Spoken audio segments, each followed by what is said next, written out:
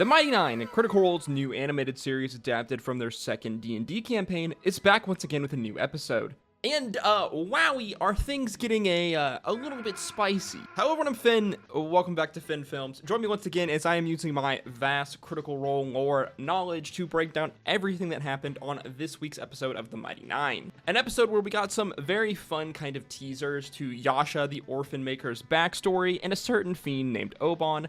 The party meet a certain crime boss and fan favorite NPC in the Gentleman. Fjord discovers the cat's eye crystal linked to his patron Ukatoa. And finally, we got a shocking change. In addition of a character from EXU Calamity, the Pirate King of Gold himself, Nydas Okiro. We are going to be discussing all of this and more on this week's episode of The Mighty Nein Explained. The Mighty Nein Episode 6 opens with an Empire garrison preparing for a Kryn attack.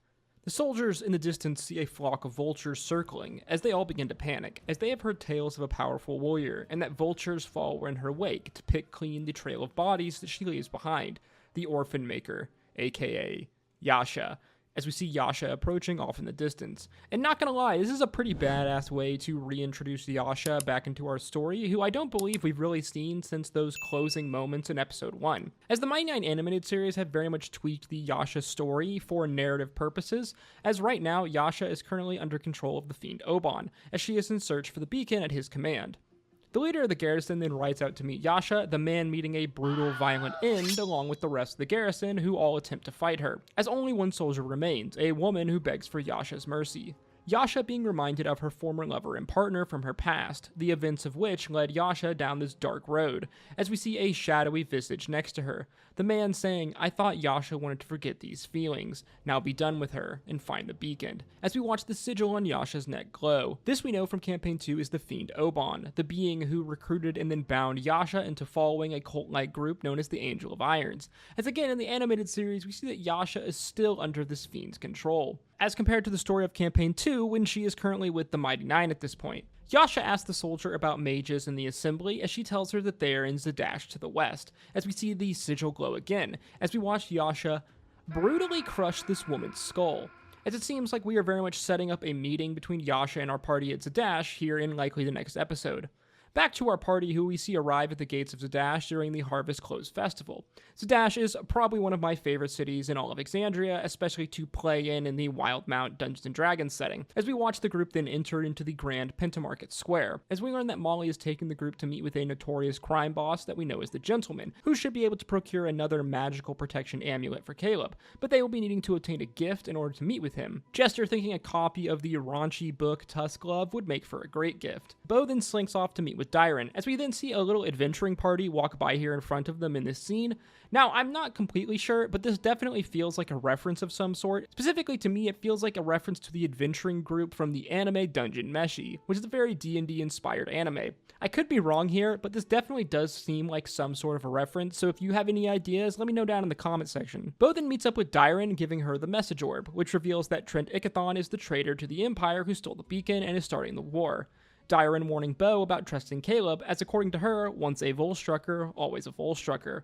This episode very much playing on the trust issues within the party, especially the relationship between Beau and Caleb. Over to the rest of the group, we see Astrid scrying on Caleb, as she was the one who received the message from Aurelia in the previous episode. Astrid obviously being stunned to see her close companion Bryn once again after all this time, as she realizes that he is in Zadash, literally right down the street from the academy where Astrid, Eadwulf, and Trent are experimenting with the beacon, as we then move down into Trent's workshop, as we see Essek with Trent again experimenting with the powers of the beacon, specifically time, space, and gravity. Essek attempting to push Trent back to their original objective, to find a cure for his mother using the beacon's connection to the soul, as their original agreement was that Essek would teach Trent about the beacon, in exchange, together they would find a way to overcome death and save his mother.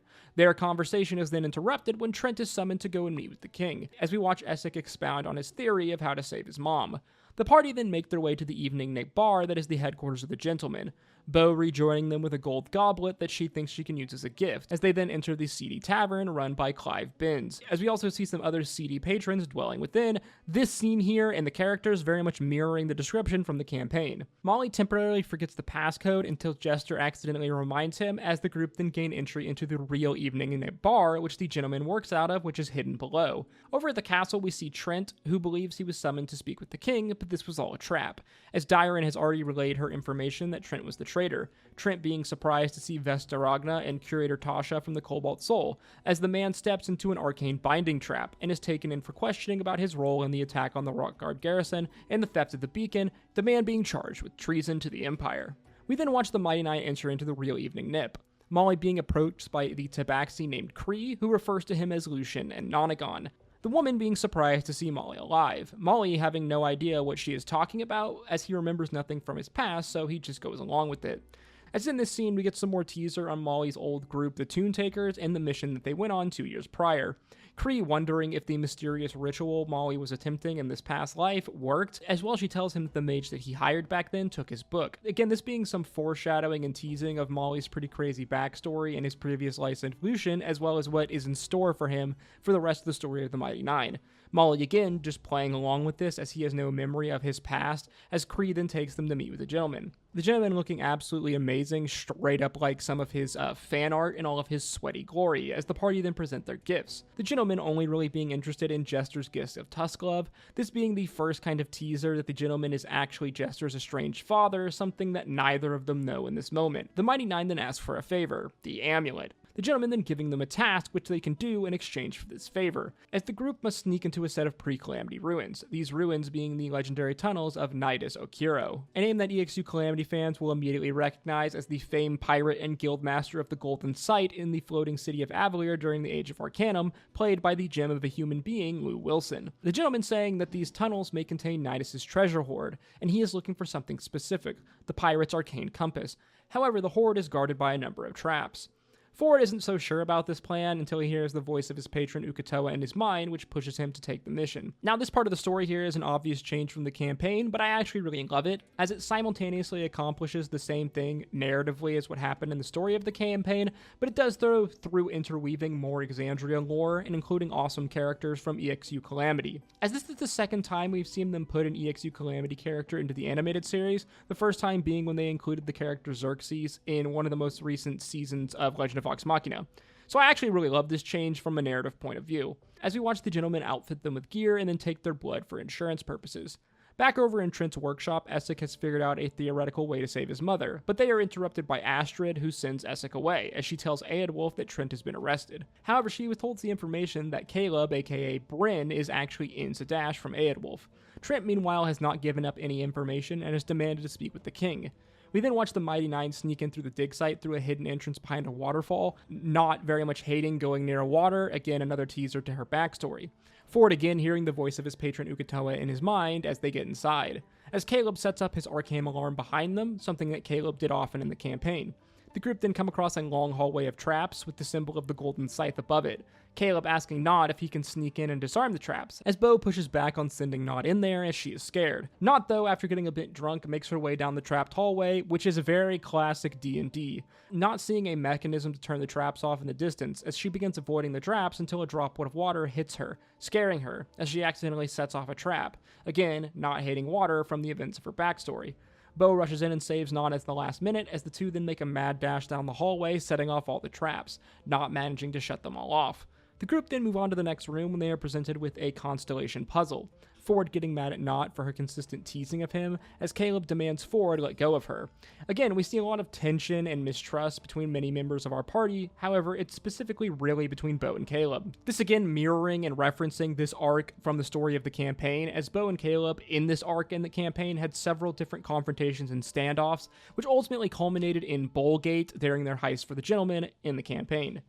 Fjord then uses his knowledge of navigation with the stars to solve the puzzle, as we then see an arcane illusion of Nydas in all of his golden glory, as he congratulates the group on solving his test, his character being voiced by his player character from EXU Calamity, Lou Wilson. Good luck, stay hydrated, and have fun. Also, don't die. We then see Essek head back to the Dynasty as his mother tells him that Vareth the General stopped by, as he has been sent to the front. The Bright Queen has ordered that the border be seized tonight. Essek is terrified, as without the beacon, if the soldiers die, they won't be able to be reborn again, as again we see Essek grappling with the morality and the decisions that he's made. The Nine then make it to the final room as we see a large chamber surrounded by huge sword-wielding constructs. Overhead is the captain's flagship where the compass they are searching for lies. Fans of EXU Calamity would immediately know that these are likely arcane constructs, as Nydas founded the Sorcerer's University in Avalier a long time ago in the Age of Arcanum, and regularly used constructs like these in his work.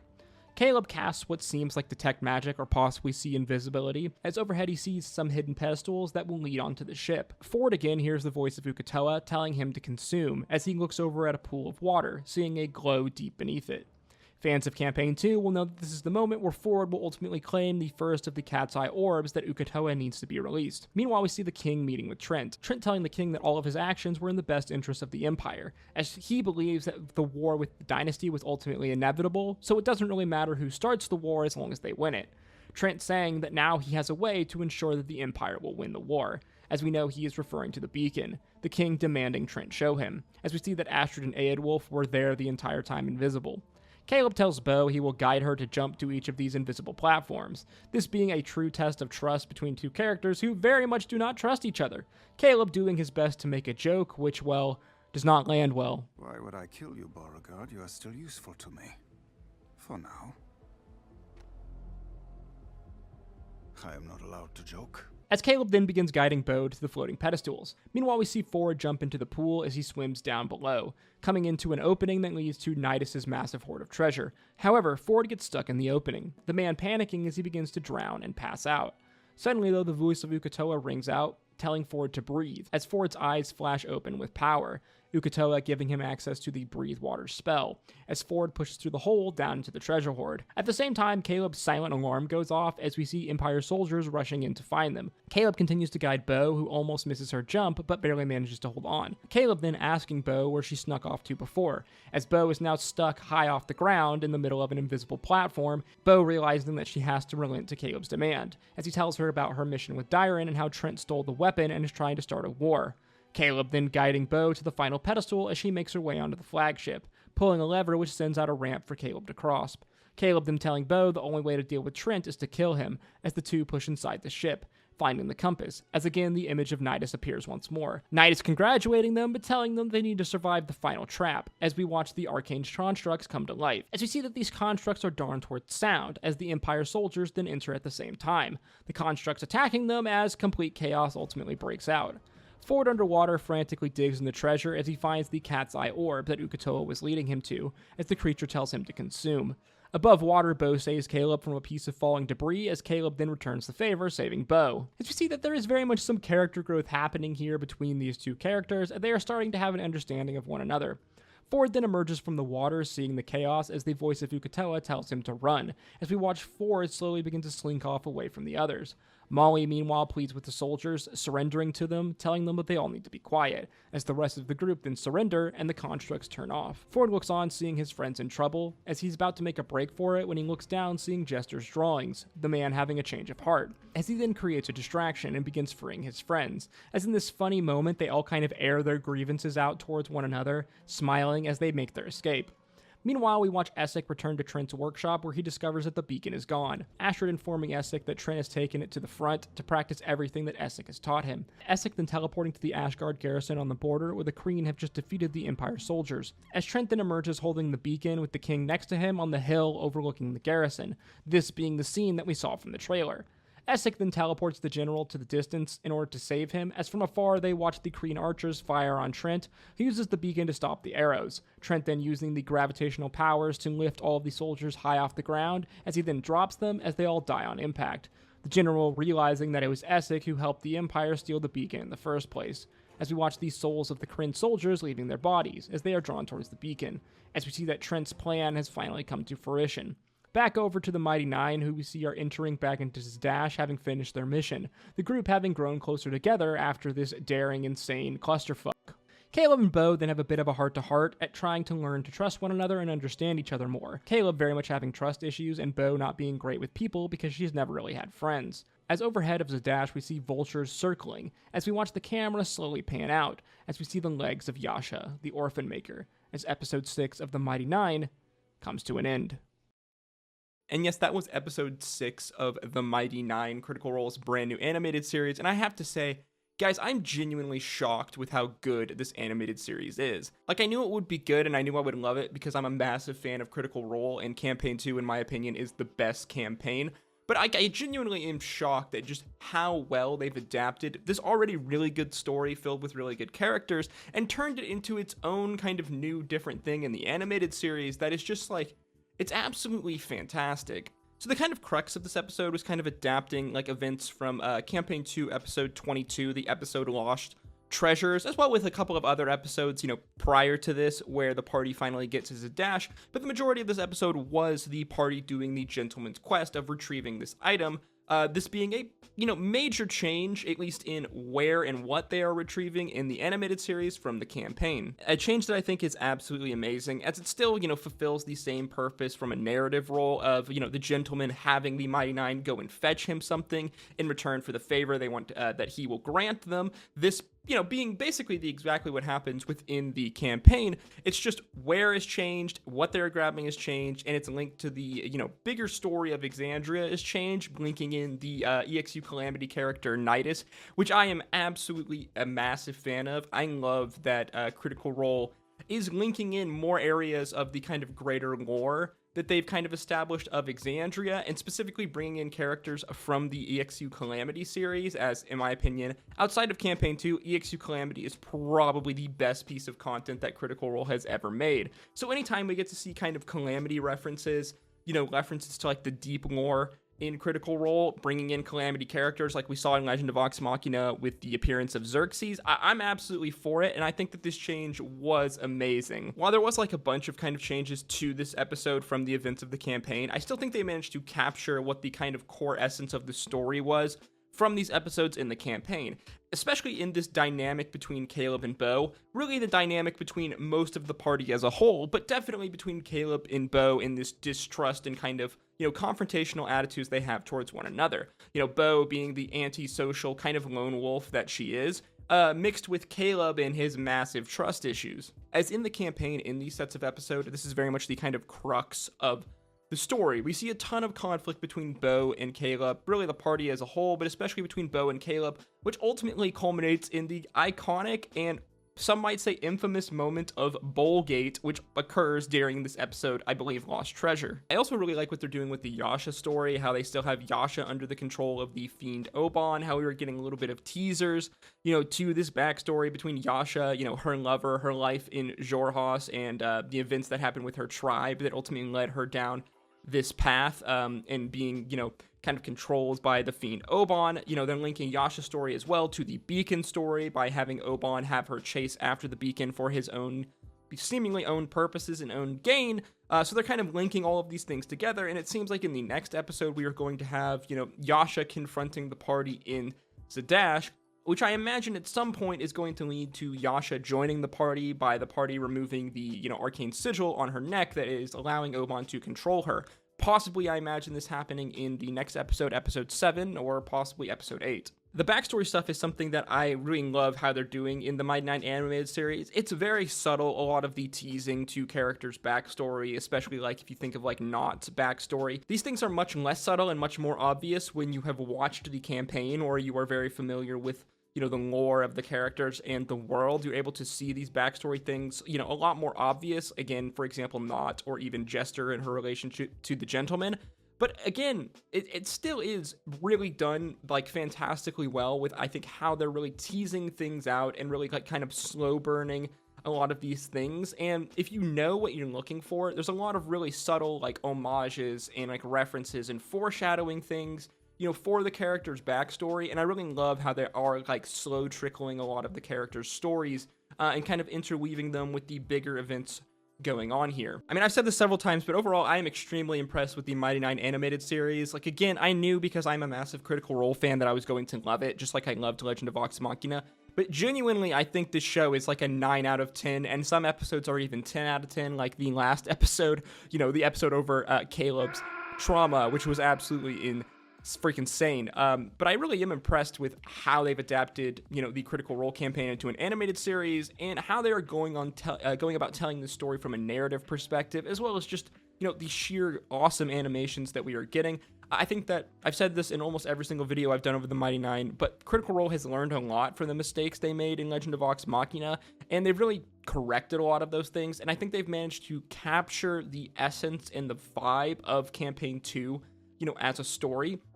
As Campaign 2, we know, is drastically different from Campaign 1, especially like in tone, and I think they've done a really good job in capturing that tone in the way that they're telling the story, in the way that they've portrayed a lot of these characters, you know, from Wildemount, from the world here. And I absolutely love it. I think it's freaking fantastic, not only as a, you know, Critical Role Dungeons and Dragons animated series, but just like a storytelling, a piece of storytelling and animated series as a whole, as I don't think you have to be a Critical Role fan or even a Dungeons and Dragons fan to really enjoy this show. I genuinely think it is just full stop that good. As always, guys, with these videos, these are just my thoughts and opinions. Let me know yours in the comment section down below. What did you think of this week's episode of the Mighty Nein? What did you think of the inclusion of the EXU Calamity character Nydas? And I imagine we're going to get some more Calamity references in the future, you know, seasons of the Mighty Nein, considering the events of Aor in our future. As always, though, guys, if you did enjoy this video, please make sure you like, comment, and subscribe, as that is the easiest way to support me, and it really does go a long way in helping to put this video into the algorithm. If you did like this video, then why don't you check out some of my other Critical Role, Dungeons & Dragons, Mighty Nein content, which I will put on screen now. And as always, I hope to see you in the next one. Thank you again for watching. Until next time, peace, love, out.